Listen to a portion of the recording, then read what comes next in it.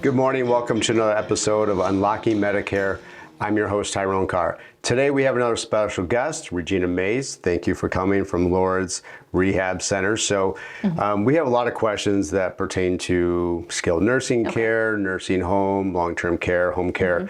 So could you give us some insight for our viewers, listeners, as to what you guys specialize in and kind of dive a little bit deeper into the areas of nursing home, assisted living, and skilled care? Okay. Thank you again for inviting me to come to experience this YouTube experience with you, Tyrone.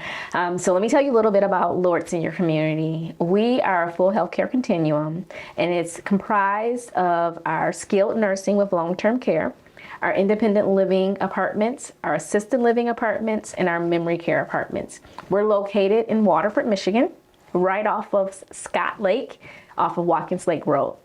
So we are founded and funded by the Dominican Sisters of Peace, and the history on how each part of our organization got started is very rich.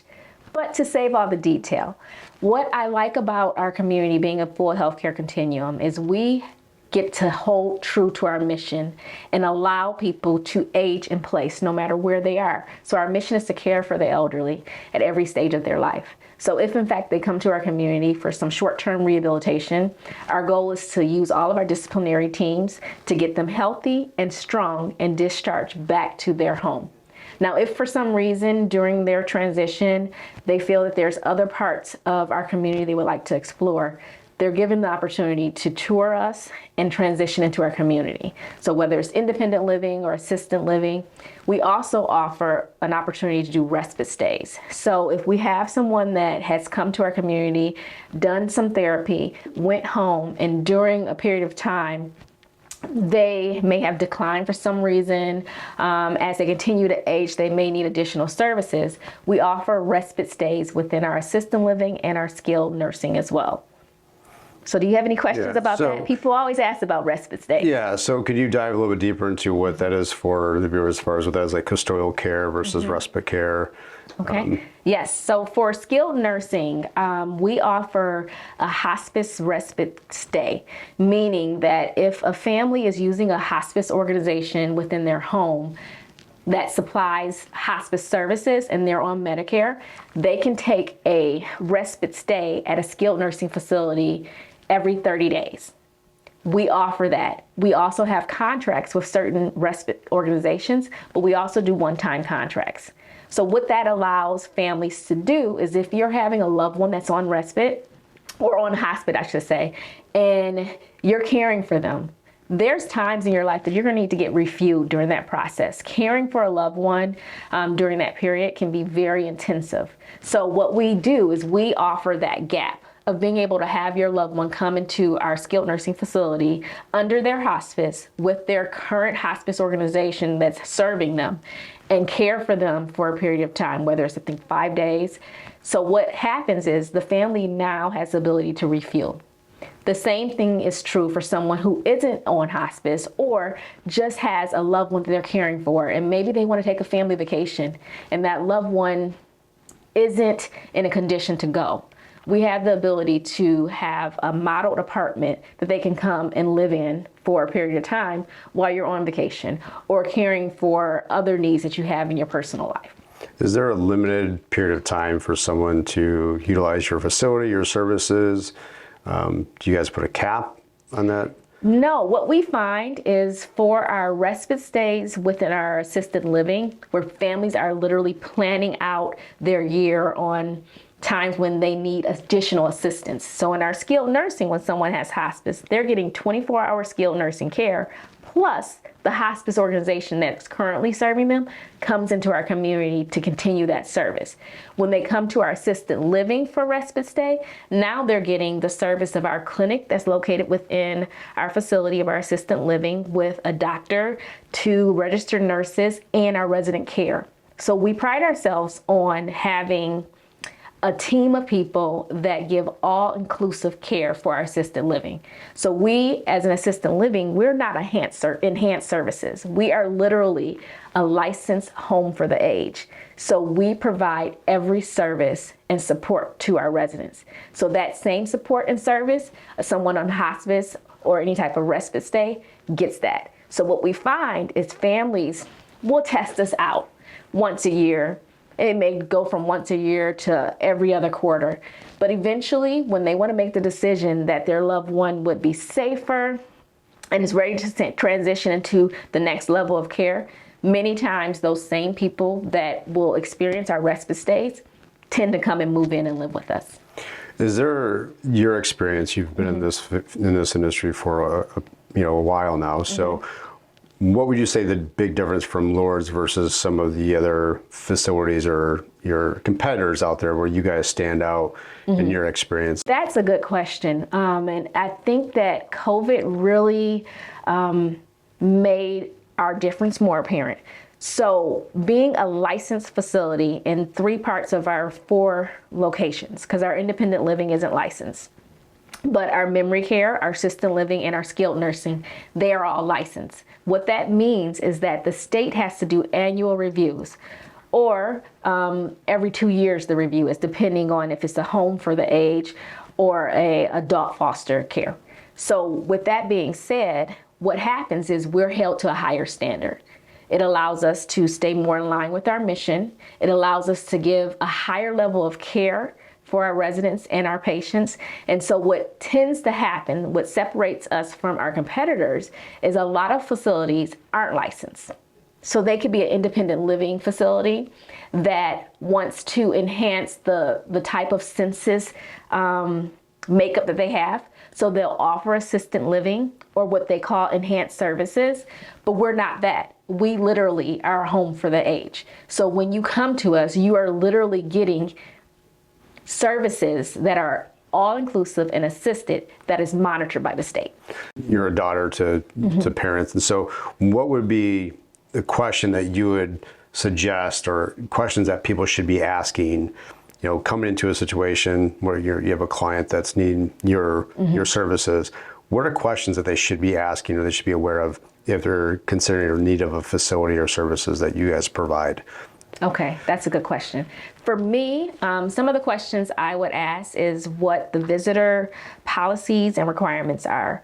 We have a small community, just being one facility. We're in a franchise. We don't have several locations, but we have a base of families that tend to be heavily involved in our community and the lives of their loved ones that live in our community. So being able to know, okay, what are your policies?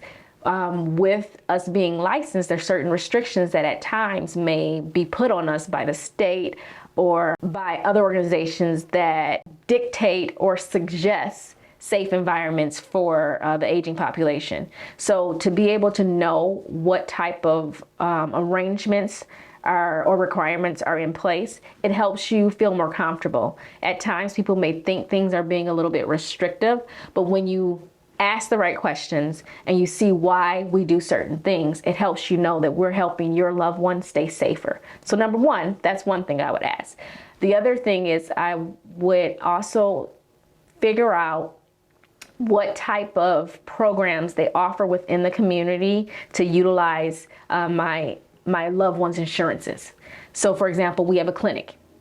You are not bound to use our physician or our clinic. However, we offer that service. So understanding what type of insurances that our campus takes and how the process around having a primary care physician within our community would work is something that you might want to ask and explore. Another thing I would probably do is ask about activities. Everyone knows the level of their loved one. So being able to know the things that your loved one enjoys and making sure that that's something that they will be able to do on a regular basis within the community. Our goal at Lourdes is to make sure that each person lives in dignity, but also has an enriched life. And a lot of that comes from being able to do the things that they enjoy. The big question, it's cost, what are the benefits?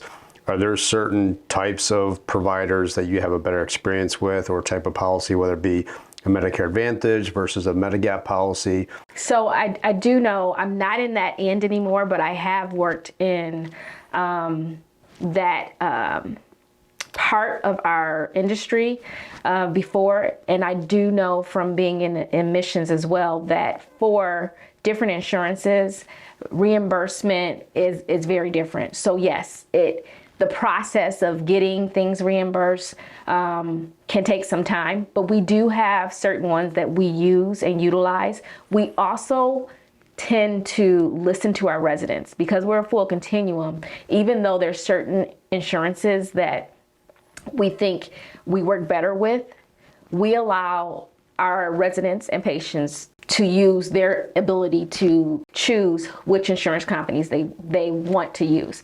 Now, for me, whenever you're dealing with advantage programs or managed care, I feel it's an annual thing that you need to educate yourself with. We have a campus social worker that speaks with the families on a yearly basis, preparing them to choose the right plan, because we know what acuity levels our residents are at. So when we talk with the families, we're able to help them choose a plan that's suited for them. So are they different? Yes. Do I know exactly which ones are better?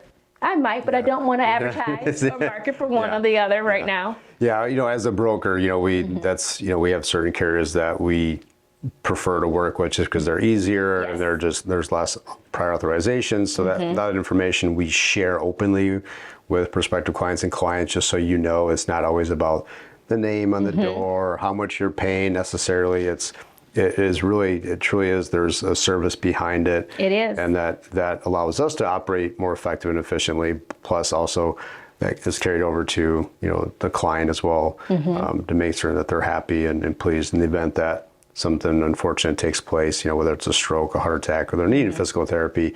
That's not, hey, I had 5 visits with the physical therapist and now I have to go through all this red tape just to make certain that the insurance carrier is paying what they're supposed to or they're obligated to. And so we do know that now. Whether that person, listens or takes our advice, that's a whole nother conversation. So being that you guys are in Waterford, do you guys allow residents from outside of Waterford, Oakland County to come in, or is it specific to just that area as far as that region, as far as residents? That's a really good question.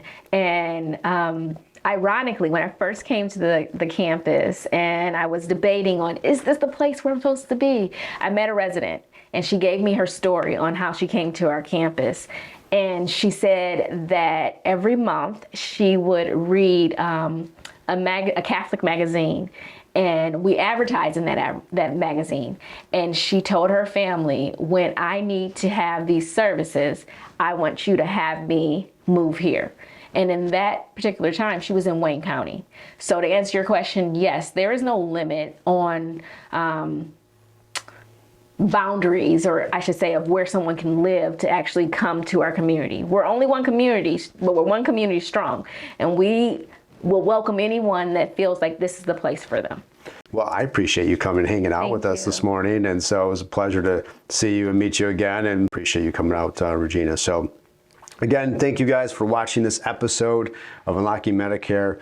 I'm your host, Tyrone Carr. So stay tuned for up and coming videos that we'll be posting. And again, thank you. Have a great day.